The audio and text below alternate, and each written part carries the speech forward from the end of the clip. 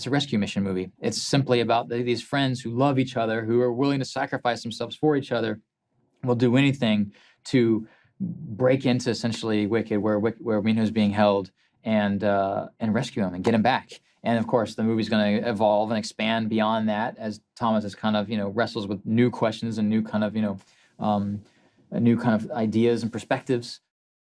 We meet basically all of our characters in this one kind of set piece and kind of see the role they all have to play. We wanted to kind of get that sense across that they are a tight-knit team that we're going to have to, go up against this Goliath of Wicked and their security forces and all that stuff. So, that was our first little kind of introduction to what they're capable of now, having left them on the previous movie, where they've basically spent most of their time since the Glade running away, dodging obstacles, sliding under doors, whatever it is. But this time it's about going back and bringing the fight to them. And they're not going to win over with might, with numbers. They're going to win through, cleverness and, and their wit, so, and their kind of courage, I guess. So we wanted to kind of demonstrate that really up front on a really cool, kind of fun action way. The world's falling apart. This virus is kind of wiping out humanity.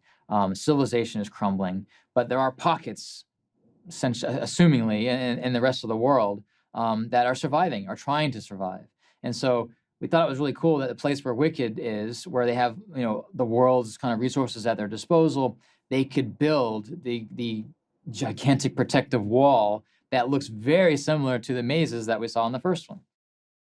The character of Teresa, who Kaya plays, she's always been, for me, probably the most interesting story arc of the movies. She's always the character that kind of has redemption, basically, to have. I mean, that's really powerful stuff if you can earn it. And so yeah, there's something strong about a character who's willing to think about the greater good, even if it means sort of hurting the ones you love, which is that's not an easy thing to do. Not everyone would make that choice, by the way. I couldn't be luckier without this cast. I mean, it's like they're just perfect. They're this little wonderful little family unit. Even off camera, they're friends to this day, and that chemistry, it shows up on screen.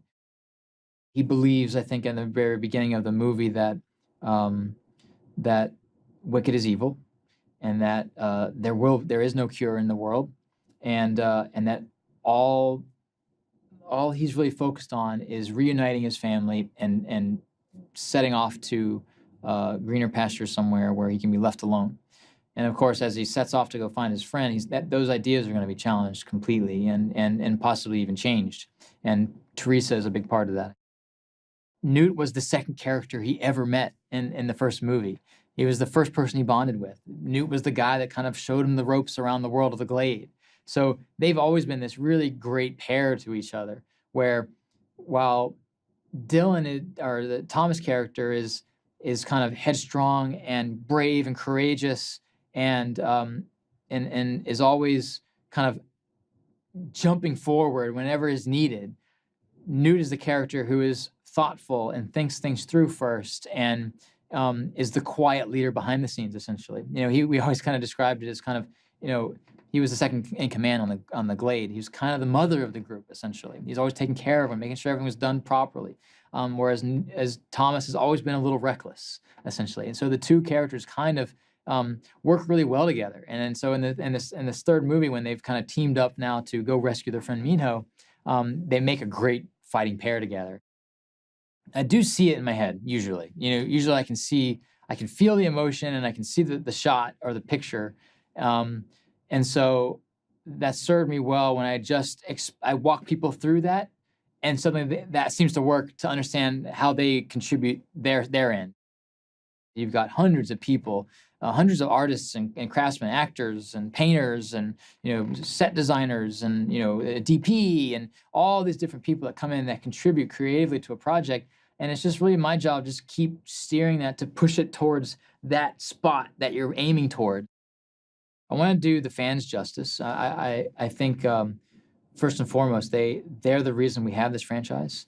They showed up to that first movie and got people excited about that first movie, and and of course honoring sort of James's books.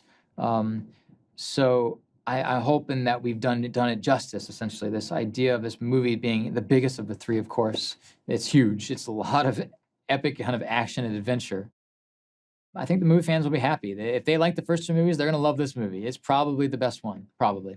It has the emotion and the personal kind of stakes of the first movie, and it has the scope and scale of the second movie, all wrapped up into this third one where the story finally comes to an end. We get all the answers we've been looking for. We wrap up all the storylines and the different character threads between all the different characters in the movies. So I'm hoping that the movie fans will be happy with how we end this series. It's been a really fun ride. I'm really thankful for the opportunity, and we'll see what the future holds. There's occasionally these opportunities you have where you work with people that kind of become a part of your lives in a way that is special. It's cool.